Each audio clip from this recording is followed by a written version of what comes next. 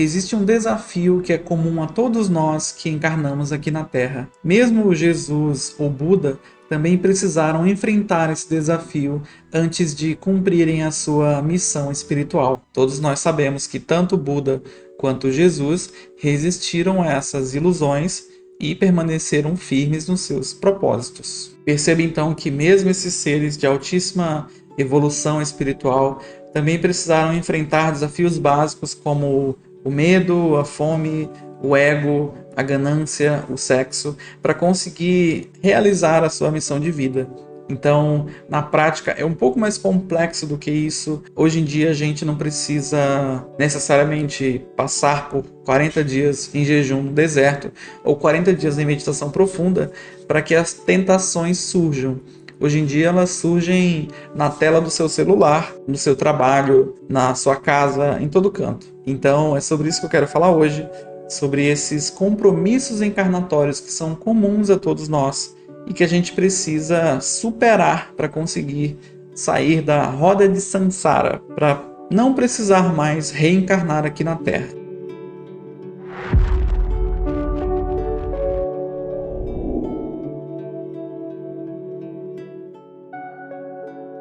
Seja muito bem-vindo ao canal Mahatma On. Eu me chamo Aloysio Lima e este é um projeto conjunto entre mim e Ilana Moura. Quem sabe no próximo vídeo ela possa estar aqui comigo também. Ambos somos terapeutas, psicanalistas, espiritualistas, trabalhamos com apometria, hipnoterapia e um monte de coisa legal. Indo direto ao assunto aqui, a gente precisa só revisar rapidamente o que eu falei no último vídeo sobre missão de vida específica, a missão de vida que é particular de cada um. Então a gente tem aqui essa lista. Então nós temos aí o primeiro tipo de missão de vida, né? Que eu separei em dois tipos, que é família, correção, verdadeira vontade e obra magna. Falando de cada um desses pontos, a família, pai, mãe e filhos, caso você tenha filhos. Você tem aí um compromisso com essas pessoas. Pode ser que você tenha compromissos com figuras maternas, paternas, que não seja necessariamente seu pai e sua mãe. É o geral, assim, o que é mais comum é ser pai, mãe e filhos. Mas naqueles casos em que você não conheceu seus pais, que você, né, foi adotado, ou eles morreram, então geralmente você tem aí um compromisso com outras pessoas que cuidaram de você. Esse compromisso pode ser simplesmente a gratidão, pode ser cuidar dessas pessoas na velhice, varia mesmo para cada pessoa. A correção é uma postura que você percebe, que você aprende. E quando você incorpora essa postura na sua vida, nas suas ações, você percebe resultados positivos. É uma postura que, num primeiro momento, ela é desconfortável, né? Porque é uma correção, é uma coisa que você deveria ter feito em uma vida passada e não fez.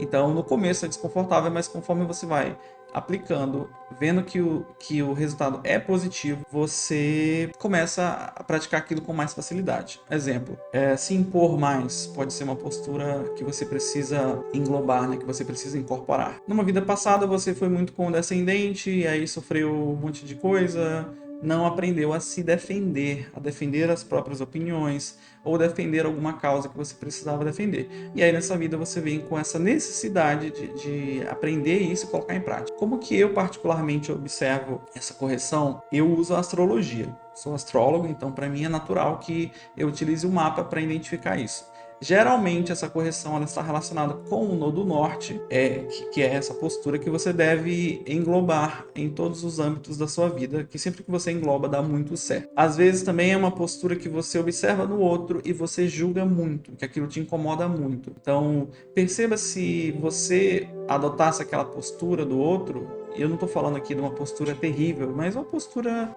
talvez para você seja terrível, mas tentar racionalizar isso, racionalizar o que te incomoda no outro para conseguir tirar proveito disso, tá bom? A verdadeira vontade, então, ela é algo que só acontece quando você entende a sua correção, que você entende como que você dá certo no mundo, e quando você se desliga dos padrões familiares, dos padrões sociais e dos padrões da igreja, das programações básicas e limitantes que foram inseridas em você desde a infância. Então é quando você atinge o processo que Jung chama de individuação, quando você é você mesmo, quando você descobre quem você de fato é. está muito relacionada, claro, com o autoconhecimento e com a maturidade. Mas não necessariamente você precisa ter uma determinada idade para entender a sua verdadeira vontade. Quanto mais autoconhecimento, quanto mais maturidade, quanto mais você assume a responsabilidade da sua vida, mais fácil de você encontrar a sua verdadeira vontade. E uma vez com a sua verdadeira vontade em mãos, você consegue então colocar em prática o outro item dessa lista, que é a obra magna. A obra magna é assim o masterpiece da sua vida, né? É o objetivo assim que você deve realmente fazer, que você veio principalmente para isso. Todos aqui são principais, mas esse assim é a cereja do bolo. É quando você realiza com honras e glórias a sua missão de vida.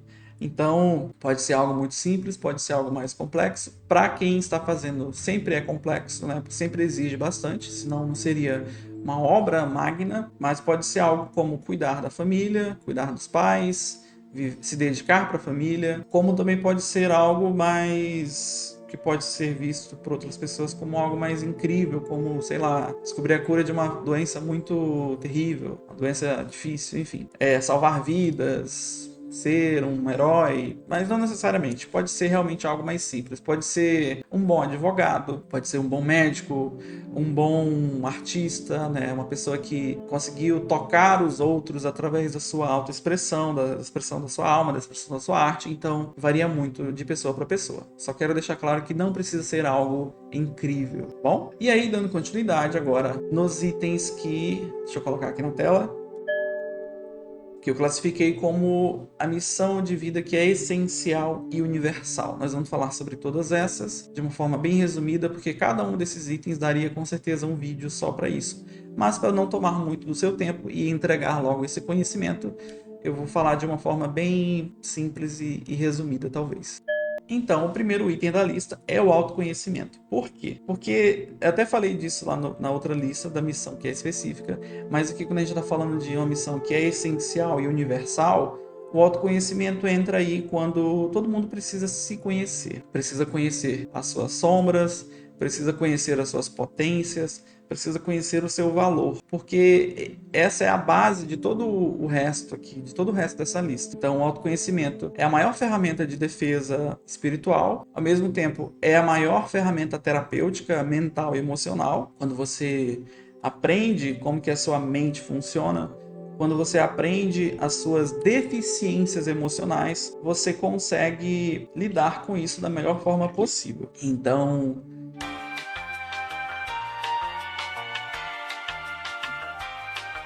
o autoconhecimento é com certeza a base de tudo. E aí o segundo item, você vai ver que está muito relacionado, que é a autonomia de autoestima, autonomia de amor, autonomia de acolhimento, que eu chamei de autocentramento. O autocentramento é quando você consegue amar a si mesmo sem depender que o outro te ame. Quando você consegue ter uma autoestima que depende só de você e não depende de coisas externas como elogios, likes do Instagram, esse tipo de coisa. E o autoacolhimento é quando você entende que muitas vezes, em muitos casos, o nosso pai e a nossa mãe, eles não podem nos acolher. Então a gente precisa se acolher. As questões que a gente descobre através do autoconhecimento, né, as nossas sombras, nossos traumas, nossas questões mais difíceis de lidar, elas requerem esse auto-amor e esse auto-acolhimento. Então, nem sempre vai ter um terapeuta para fazer isso por você, nem sempre vai ter, como eu falei, uma figura paterna, materna, ou mesmo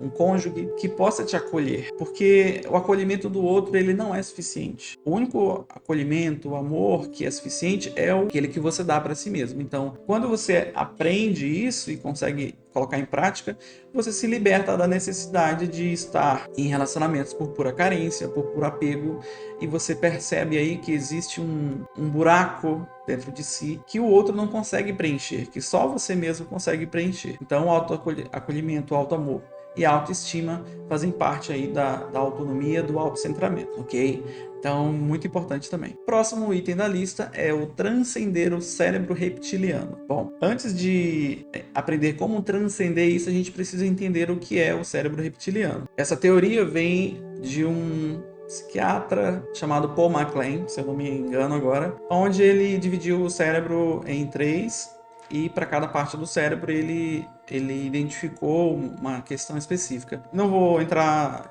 a fundo nisso aqui, porque não é o assunto do vídeo, até poderia ser um vídeo só sobre isso também, mas a parte que ele intitulou de cérebro reptiliano é aquela parte que a gente tem os sentimentos e ações mais básicas. São as questões mais básicas do corpo, como a busca pelo prazer e a fuga da dor, como também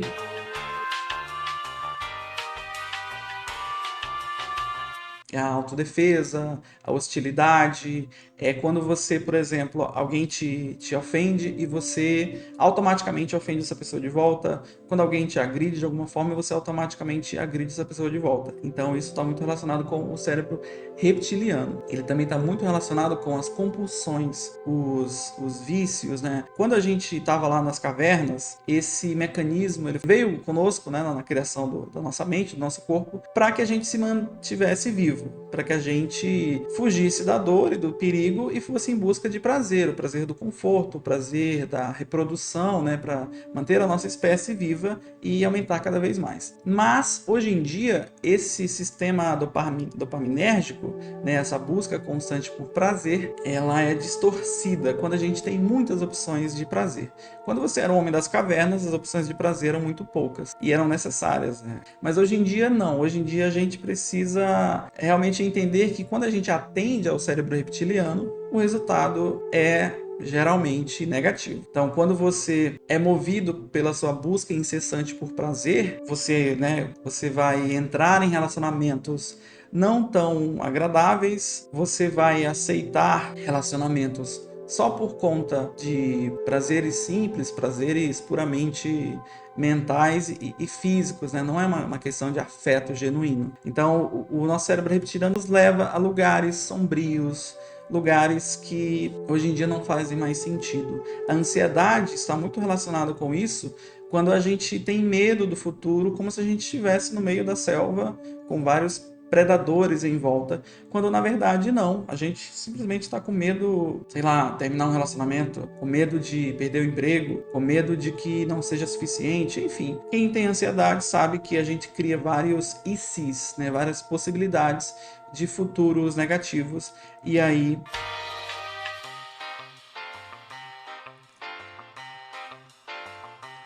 acontecem todas as coisas que acontecem durante uma crise de ansiedade. Então, transcender o cérebro reptiliano é entender que a gente tem esse mecanismo atávico, né, instalado no nosso corpo, na nossa mente, tem essas necessidades básicas que muitas vezes vão tentar nos guiar e aprender a agir e não só reagir a estes instintos. Nós viemos para cá para sermos humanos, para exercermos o nosso divino e não para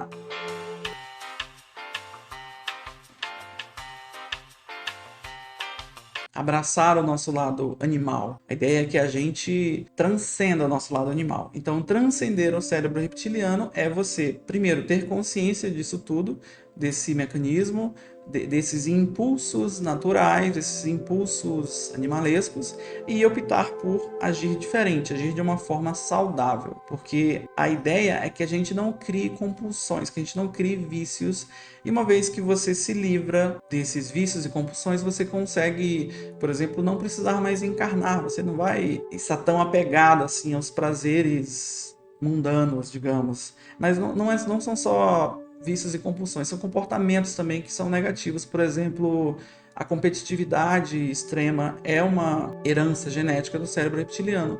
Quando você se sente bem em dominar o outro, se sente bem em ganhar alguma coisa em cima do outro, isso tudo ativa questões muito básicas dentro do nosso cérebro, né? Ativa o sistema dopaminérgico. Então, engloba tudo que te dá prazer. Seja, tenho prazer em mentir, tenho prazer em transar, tenho prazer em ser cruel com o outro, tenho prazer na fama, em ganhar likes no Instagram, tenho prazer em compras. Tudo isso são frutos desse cérebro reptiliano, desse sistema dopaminérgico que está aí nos guiando desde sempre. Então é uma ilusão, porque quando você se liberta disso, desses vícios, dessas compulsões, desses mecanismos básicos, você está livre para agir de forma racional, para atingir os objetivos que você realmente quer, que a sua essência espiritual quer, que o seu eu que veio para cá com um objetivo específico quer realizar. Mas enfim, é um assunto muito extenso mesmo. Vamos para o próximo item, que é aproveitar a existência terrena. Então entenda, se você conseguiu transcender o cérebro reptiliano, você vai conseguir aproveitar a existência terrena da forma genuína, de realmente fazer o que você gosta de fazer e que você sabe que é positivo para você. Se você tem autoconhecimento suficiente, você já sabe o que você gosta e o que você não gosta. Então, com essas informações em mãos, aproveite a vida. Aproveite a vida para que, novamente, quando você desencarnar, você não fique querendo voltar para aproveitar o que você não aproveitou. Você não se sinta frustrado. Então,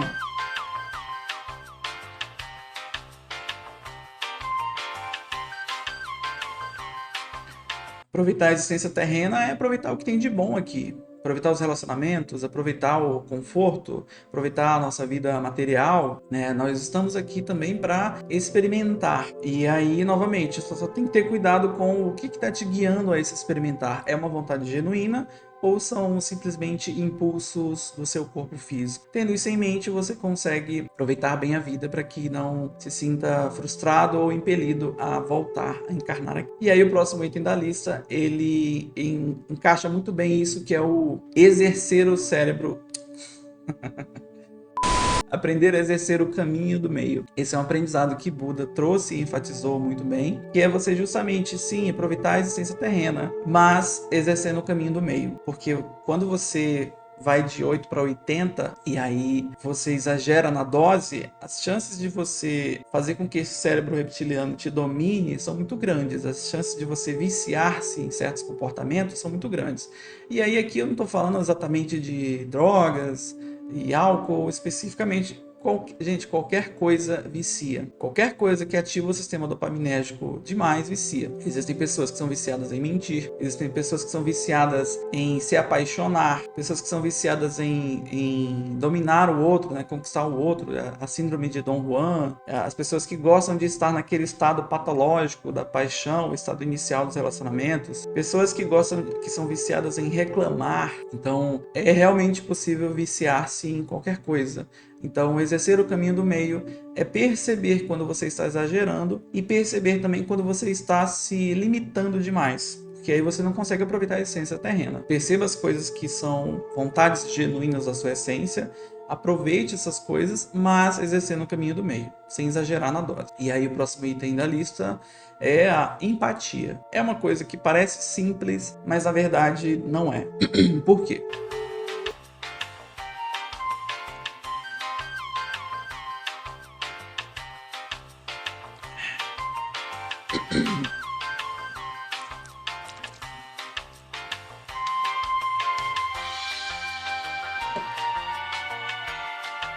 Exercer a empatia requer inteligência emocional. Como? A inteligência emocional é quando você consegue prever a reação do outro antes mesmo de você fazer ou falar algo. Exemplo, uma pessoa te ofende e você sente um instinto de defender aquela ofensa da pior forma possível, sendo bastante cruel. Então, ter a inteligência emocional é entender que se você fizer isso, você vai magoar aquela pessoa de uma forma desproporcional. Então você não vai estar exercendo nem o caminho do meio e nem transcendendo o cérebro reptiliano, muito menos agindo com empatia. Então você, percebendo esse impulso, você decide agir diferente, usando a racionalidade. Percebendo ali, se colocando no lugar da pessoa, que talvez ela esteja tendo um dia ruim e esteja enfrentando problemas, não importa, não importa. Às vezes ela simplesmente é uma pessoa ruim e ok, mas isso não te dá o direito de, em alguns casos até dá. Mas isso não é desculpa para você simplesmente agir igual. Então, as pessoas, elas estão sempre nos convidando a espelhá-las. Mas espelhar o outro é negar a si mesmo. A gente deve agir baseado na nossa essência, em quem nós somos, exercendo o nosso lado divino. E não simplesmente devolver na mesma moeda para as pessoas o tempo todo, porque se você não quebra o ciclo, o mundo vai sempre ser uma coisa horrível, as pessoas vão estar sempre brigando e se matando e se ofendendo. Então, alguém te ofende, você ofende de volta, essa pessoa vai ofender outra pessoa, e aí vira um ciclo que não acaba nunca mesmo. Então, se essa pessoa te ofende, você, ok, eu sei que essa ofensa não é real, eu sei que isso não é pessoal. Muitas vezes a ofensa é nada mais do que uma projeção interna daquela pessoa, uma projeção de uma coisa que está muito mal resolvida, de uma coisa que está incomodando muito, e aí ele projeta no outro. E você entendendo esses mecanismos, tendo essa consciência, você consegue exercer aí então a empatia, de prever o resultado das suas ações e palavras antes de tomá-las, e aí você decide agir diferente. Basicamente é isso. Então, a maior bússola para empatia é agir como você gostaria que agissem com você. Deixa eu explicar isso melhor. Você precisa se amar para conseguir amar o outro, e amando o outro e amando a si mesmo, você consegue exercer a empatia, porque você só vai fazer aquilo que você gostaria que fizessem com você. Então, se você se ama, você só faz coisas positivas com você, automaticamente você consegue fazer isso pelo outro. Tudo que você consegue fazer por você, você consegue fazer pelo outro. Autoaceitação, autoacolhimento, o auto-amor, auto-empoderamento, tudo isso precisa transbordar. Você precisa primeiro dar a si, aprender a dar a si, e aí sim você consegue dar para o outro. Essa sim é a verdadeira empatia. E o último item da lista é então o compartilhar. Compartilhar é isso aqui que eu estou fazendo agora. Não precisa ser necessariamente a caridade, de dar dinheiro, de dar bens materiais, mas se quiser, se puder, se for genuíno, ok. Mas pode ser simplesmente a atenção, compartilhar o conhecimento que você tem, compartilhar a sua energia, seja ela financeira, seja ela física. O compartilhar a atenção também é compartilhar a energia. Mas é importante que você faça isso com empatia. Perceba que cada item dessa lista ele vai sendo linkado com o outro. Então, quando você compartilha a atenção, conhecimento com empatia, você está exercendo aí o seu papel mais divino. Reza a lenda que o todo nos criou para poder compartilhar tudo que ele tinha de bom. E aí existe uma outra coisa que acontece quando a gente compartilha, que é receber a gratidão do outro. Existe um divino no outro, e quando ele é grato a você, ele te emana coisas boas. Isso se manifesta na sua vida acontecendo outras coisas boas, e também por uma dopamina inerente que vem quando você ajuda alguém, ou quando você encontra alguém que se manifesta de uma forma muito agradecida a você. Não sei se você já vivenciou isso, espero que sim, mas lembre-se de quando você ajudou uma pessoa, o quão bem você se sentiu depois. A nossa consciência é o nosso maior guia. Então, quando você faz algo sentindo que aquilo é muito positivo, que vai ser positivo, que você realiza uma coisa e depois você se sente muito bem, essa é a nossa maior bússola aqui. É a intuição, né? A consciência está muito relacionada com a intuição. Quando a intuição vem e a sua consciência pesa, é um aviso de não faça isso. Quando a sua intuição vem e você sente na sua consciência que aquilo ali vai ser positivo, que você deve fazer aquilo, aí você vai lá e faz. Então, observe que toda vez que você compartilha, você se sente bem. É claro que tem que ser um compartilhar genuíno e um compartilhar que não te deixe mal depois. Ah, eu tinha aqui um prato de comida e dei tudo, agora eu tô aqui com fome e triste. Não é assim que funciona. Primeiro você se acolhe, você se ama, você se valoriza, você se empodera, e aí sim você consegue compartilhar de forma genuína, sabendo que você tem condições de se reabastecer com aquilo tudo.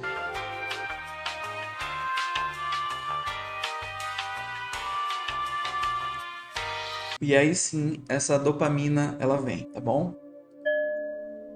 Então, temos aqui a missão de vida. Existem dois tipos: a missão de vida que é específica e particular, e a missão de vida que é essencial e universal. Como eu falei no começo do vídeo, independente da patente espiritual, todo ser que passou por aqui precisou exercer essas coisas para conseguir sair da roda de samsara, para não precisar mais encarnar. Então, se a sua vida está desalinhada, travada, se padrões se repetem sempre, tenha certeza que você não está nos trilhos da sua missão de vida, da sua missão de vida essencial, tá bom? Exerça tudo isso. E se tiver alguma dúvida sobre esse assunto, comentários aqui abaixo e eu vou responder com todo prazer. Se você precisa de ajuda para colocar em prática, para lidar com questões pessoais, nós podemos te ajudar, te atendendo individualmente. Entre em contato no segundo link da descrição desse vídeo, tá bom? Essa é a minha contribuição de hoje, espero que tenha sido útil para todos vocês. Tchau, tchau.